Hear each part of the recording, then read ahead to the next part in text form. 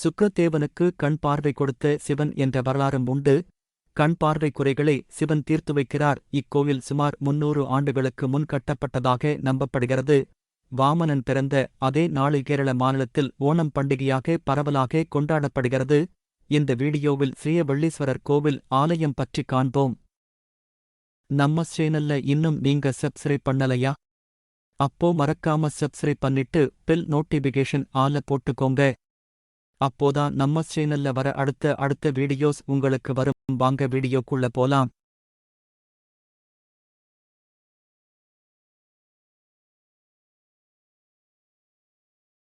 அருள்மிகு வெள்ளீஸ்வரர் திருக்கோவில் மயிலாப்பூரில் அமைந்துள்ளது. இங்கு மூலவராக ஸ்ரீவள்ளீஸ்வரர், தாயார் சக்தி தேவி காமாட்சி அம்மன் ஆகியோர் அருள்பாலிக்கின்றனர். இக்கோவில் சுமார் 300 ஆண்டுகளுக்கு முன் கட்டப்பட்டதாக நம்பப்படுகிறது. இக்கோவிலின் ஸ்தல புராணம் விஷ்ணுவின் வாமன அவதாரத்துடன் தொடர்புடையது. இத்தலத்தில் சுக்கிரன் சிவனை வணங்கி பார்வையைப் பெற்ற கோவில் கிழக்கு நோக்கி உள்ளது. ஆனால் இன்று பிரதான நுழைவாயில் தெற்கில் உள்ள ராஜகோபுரம் வழியாக உள்ளது. இந்த நுழைவாயில் நேராக ஒரு சன்னதிக்கு செல்கிறது. அங்கு விநாயகர் அவரது துணைவிகளான சித்தி மற்றும் புத்தியுடன் தனித்துவமாக நிற்கிறார். மற்றொரு தனிச்சிறப்பு, விநாயகர் தெற்கு நோக்கியிருப்பது அரிதாகவே காணப்படுகிறது. இடதுபுறம் கிழக்கு நோக்கிய மூலவர் வெள்ளீஸ்வரர் மூலவர் லிங்கம் கோவிலின் ஸ்தல விருட்சமான குருந்தை மரத்தின் அடியில் உள்ளது. வலதுபுறம் காமாட்சி அம்மன் சன்னதி காஞ்சி மகாபெரியவாவால் நிறுவப்பட்ட ஸ்ரீசக்கரம் உள்ளது. கோவிலின் வரலாறு: அசுர அரசன் மன்னன் மகாபலி. அவர் ஒரு உன்னதமான, நேர்மையான மற்றும் தாராளமான அரசர் குடிமக்களால் பாராட்டப்பட்டார். பிரம்மதேவனிடம் பெற்ற வரத்தின் மூலம் 3 உலகங்களையும் வெல்வதற்கு வலிமையானார் மன்னன் மகாபலி. காலம் செல்லச் செல்ல அரசன் தன்னை மிகவும் பெருமைப்பட்டுக் கொண்டான். தனது குரு சுக்காச்சாரியாரின் ஆலோசனையின் பேரில் மன்னன் மகாபலி அனைத்து உலகங்களுக்கும் மறுக்க முடியாத இறைவனாக மாற அங்கு 100வது அசுமேத யாகத்தை நடத்தினான். மன்னன் மகாபலி மகாவிஷ்ணு காஷ்யபர் மற்றும் அதிதியின் 8 வயது மகனாக வாமனனாக அவதாரம் எடுத்தார்.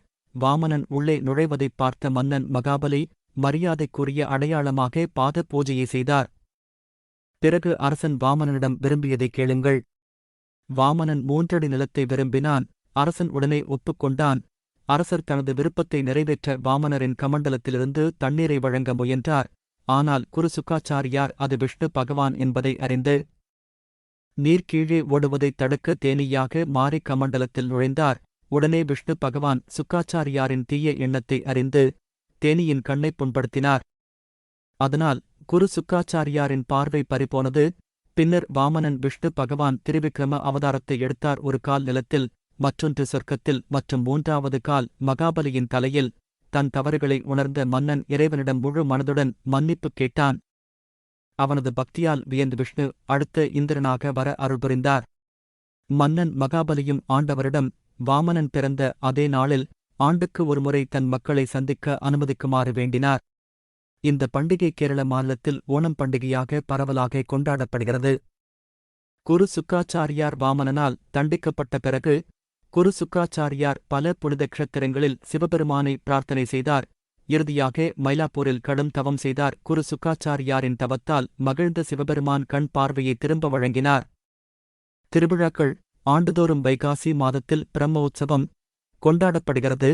திரிமூர்த்திகளின் சிலைகள், பிரம்மா, சிவன் மற்றும் விஷ்ணு வாமனன் மற்றும் மன்னன் மகாபலி மற்றும் சுக்காச்சாரியார் சிலைகள் ஊர்வலமாக கொண்டு வரப்படும்.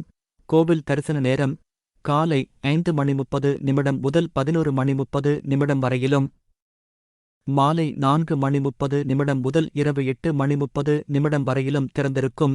கோவில் முகவரி: வள்ளீஸ்வரர் கோவில், 25 ஸ்ரீ கோவில் தெரு, சங்கராபுரம், மயிலாப்பூர், சென்னை, தமிழ்நாடு. பின்கோடு 600004. கோவிலோட லொக்கேஷன் கோவிலைப் பத்தின புல் டீட்டெயில்ஸ் டிஸ்கிரிப்ஷன்ல கொடுத்துருக்கோம். போய் செக் பண்ணுங்க. மறக்காம லைக், ஷேர், சப்ஸ்கிரைப் பண்ணுங்க. உங்களுக்கு 1000 வருஷம் பழமையான கோவிலை பத்தி தெரிஞ்சுக்கணுமா, இல்லனா உங்க ஊர்ல இருக்கிற பழமையான கோவிலை பற்றி தெரிஞ்சுக்கணுமா? அப்போ மறக்காம கமெண்ட் பாக்ஸ்ல போய் கமெண்ட் பண்ணுங்க.